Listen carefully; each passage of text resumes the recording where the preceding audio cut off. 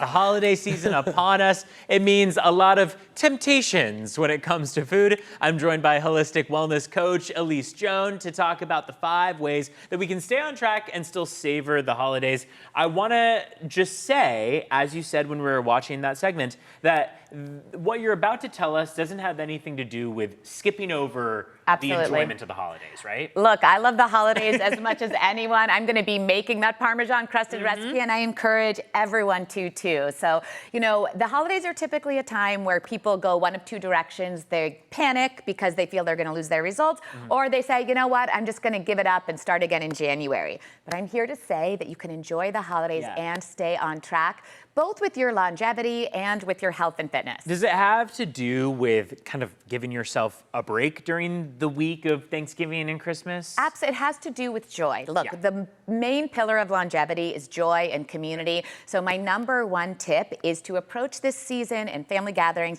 with intention, not restriction. Right. I think one of the things people do is they restrict themselves too much. They rob themselves of joy and eating in community with family, and then they binge eat or have repercussions because, you know, there's shame spiraling. So instead, I want you to just start your day with an intention, which is, you know, I'm going to enjoy the holiday season, but I want to feel good as well. How can I make choices that align with feeling good when I wake up and when I go to sleep? And this would be things just like understanding that we are meant to enjoy this time with family. So have the mashed potatoes, maybe start off with some veggies, fill that plate with, you know, the turkey and the protein, and just approach your plate a little differently without eliminating any of your favorite traditions. I also try to remember, I'm like, we are making more than enough to go around for like probably the next like 4 or 5 days. 100%. So I'm like, I got to pace myself. I'm going to eat this again tomorrow and maybe the next day. This is a great, because it's all really about the mindset, Evan, right? And sometimes you feel like, I have to eat all of my favorite things at 3 p.m. on Thanksgiving Day. No,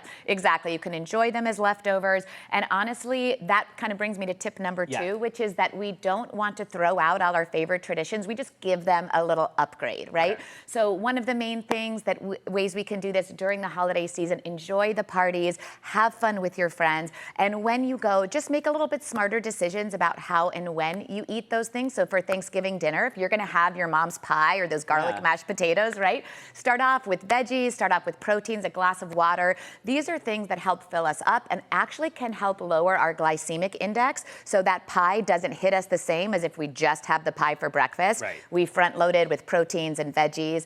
And then, of course, a tradition, make family movement a part of your tradition, right? When I was a kid, after Thanksgiving dinner, we would play flag football as a family. Right. My parents, my brothers and sisters and I.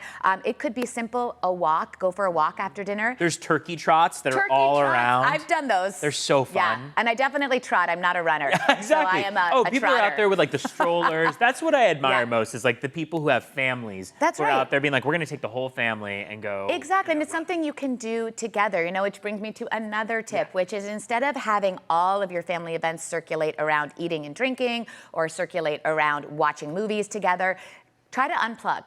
Do some unplugged game nights, some unplugged conversations, walks, maybe as you go around the table and have your gratitude sessions, like being thankful for this time and really trying to slow down the time. We're in such a hurry, eat all the things, do all the things, make all the recipes. Maybe take a few things off that list and instead make it a little bit more about intentional time. I've gone to dinners where we'll all put our phone in the center of the table, and if anyone takes their phone out during the meal and pulls it off toward them, they're the ones who pay the check. I love this. That's an upgraded tradition. Right? That's what we should add. Tip number 4. What do you think? Tip number 4 is one of my favorite ones, and this is savor connection and community as a superfood. Exactly. It really is. We talk a lot about antioxidants and superfood nutritionally, but we miss the fact that community is a huge pillar of longevity, one of 6 pillars. So the idea of nourishing, like enjoying our time together, even here, this few minutes we have, to savor your energy, to radiate from that, and to share my energy. It's such a joy, right? And that is an investment in my actual cellular health. Community, connection, cellular health. That's why we like having you on the show. Oh my God, that's so great to hear. I feel like part of the family, and what a great family to be a part of. Oh, we love it. Tip number 5, what do you think? Tip number 5, be thankful and enjoy it. Have fun, right? If you are not having fun during this season, then you are missing out. And this is why I create in my Limitless Life community, I have a new app coming out called the Ageless Protocol. Exciting. And it is about investing in our longevity. Move for 5 minutes after 2 of your meals. Bam, you're gonna keep your goals on track. You're gonna have a good time. And then also lead by example, right? Like when you're inspiring and you wake up feeling good because maybe you had 1 glass of wine instead of 7 glasses And you of had wine. like 1 glass of wine plus like 3 glasses of water. You know, you're so on it. I mean, you should be the longevity expert. Well, just because I felt the pain the next morning. Yes. So it really comes down to, I feel like you said, I don't want to have the greatest night and then the worst morning. How about I have like a good night and a good morning? This is what I mean by intention. Your intention is I want to feel good at night. I want to feel good in the morning. I'm going to make food and alcohol choices that align with that. Right? And yeah, you have that's a ratio, 2 waters to 1 wine and you'll be golden. Yeah. Where can people go for more information if they want to find out more about you? You've been with us plenty of times before, so there's a wealth of knowledge that you have. Oh, well, thank you so much. I mean, my expertise is women's health, longevity, and fitness. I just turned 50. Congratulations. Thank you. Look at you at 50. This is wild. This is my new app will have workouts that are specifically designed for women 30 and over. So for strength training, for metabolic conditioning, 20 minutes or less. And you can find me on Instagram. It's my name, Elise Joan, at Elise Joan Official.